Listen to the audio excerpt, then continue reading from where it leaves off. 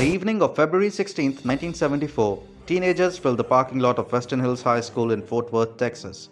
Dressed in their best clothes, they were there for the Valentine's dance. Among them were Carla and Rodney. The young couple had been having the time of their lives, unaware of the tragedy that was about to befall them. The horrific crime that took place that night would haunt generations of detectives and wouldn't be solved until almost half a century later. Carla Walker was 17 years old and Rodney was 18. She was the cheerleader and he was the quarterback for the football team. They were well liked by their peers and they were madly in love with each other. That night after the dance, they hopped into Rodney's car and drove around aimlessly just to spend more time together. Then they came to a stop in the parking lot of a bowling alley and faced each other. Before long, they were immersed in conversation, love, and laughter, oblivious to the world outside. As they were talking, Carla's door made a noise. Someone outside had yanked the door handle and opened the car door. They were extremely surprised to see this big, burly stranger outside. But before they could even talk, this man started trying to pull Carla out of the car forcefully. Rodney jumped to her defense, but the man started hitting him over the head with a gun. During the struggle, the magazine of his pistol dislodged and fell down to the ground, and Rodney had been knocked unconscious. When Rodney came to at around 1 a.m., Carla was gone. Blood ran down his face, but he couldn't care less. He gathered his wits, then fired up his car and stepped on the pedal to get to Carla's house in Benbrook.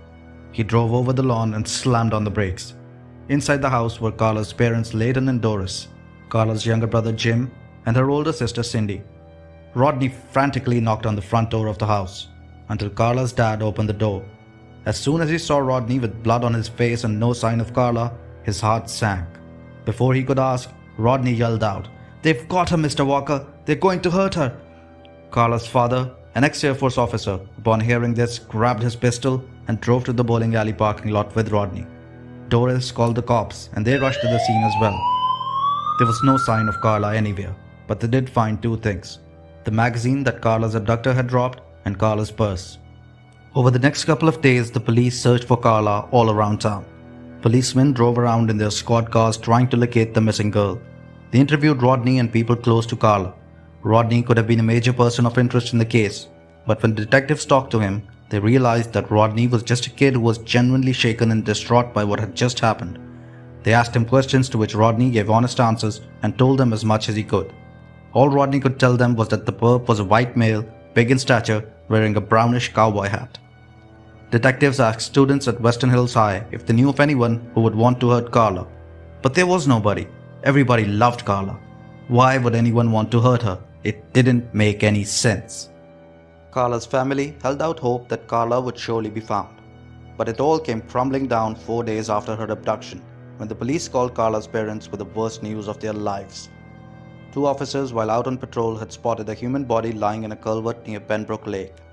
When the officers got out of their car and peered into this culvert, they found a young woman lying on her back. Her face and neck was covered with scratches and deep bruises. It was Carla, her blue dress bloody and ripped in several places. She had been strangled, but because there were no ligature marks around her neck, investigators believed that the killer had choked her using his hands. Carla's funeral had been attended by more than 1,200 mourners. Her friends were overcome with grief. They were also terrified. Some would no longer leave their houses at night. Seeing the fear and overall sense of unrest in the community, the Fort Worth Police Department had to ramp up its efforts in search for Carla's killer. The city officials formed a task force of detectives, but they just didn't have enough evidence to go on. No fingerprints had been identified on Carla's body or clothing. The blood on her dress had come from Rodney's head wounds. Traces of bodily fluid had been found, but the technology to analyze those did not exist in the 1970s. In those days, there were no surveillance cameras in parking lots or license plate readers on the sides of highways. The investigation had hit a roadblock.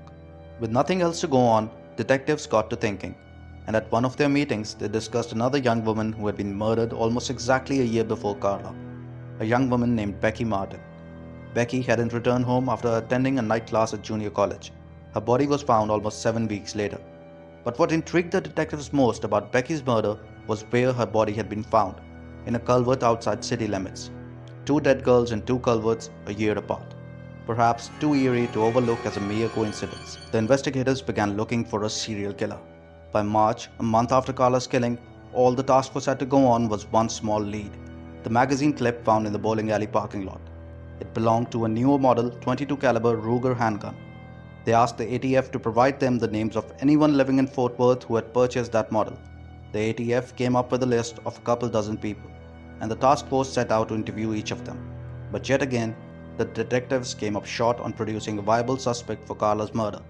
The task force didn't officially disband, but many of the detectives were ordered to return to their other cases. Meanwhile, Carla's family, particularly her dad and her brother Jim, never gave up on looking for her killer. Jim, who was only 12 at the time of his sister's death, started taking boxing classes and joined the high school wrestling and football teams. According to Jim, he wanted to be ready if he ever came across Carla's killer. Time went on, but the murders in Fort Worth did not stop. Young women kept being targeted all through 1973 to 1986. In 1977, almost precisely 3 years after Carla's body was found, someone came across the body of 25-year-old June Ward. She had been strangled and beaten over the head with what was described as a sharp and heavy object. So many murders, and yet the Fort Worth police had no answer.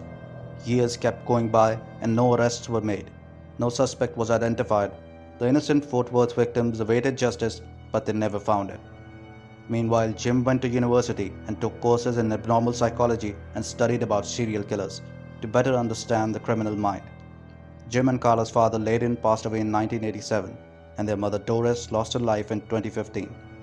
Jim purchased his parents' house following his mother's death because he just wanted to be there in case somebody ever showed up to confess.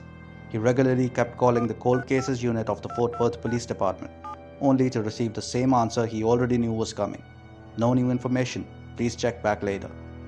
It wasn't until January 2018, when Jim was 56 years old, that he called the cold case department and got connected with Detective Leah Wagner. Detective Wagner could not get started on Carla's case right away, but in January 2019, a year after first talking to Jim, she returned to her cold case job.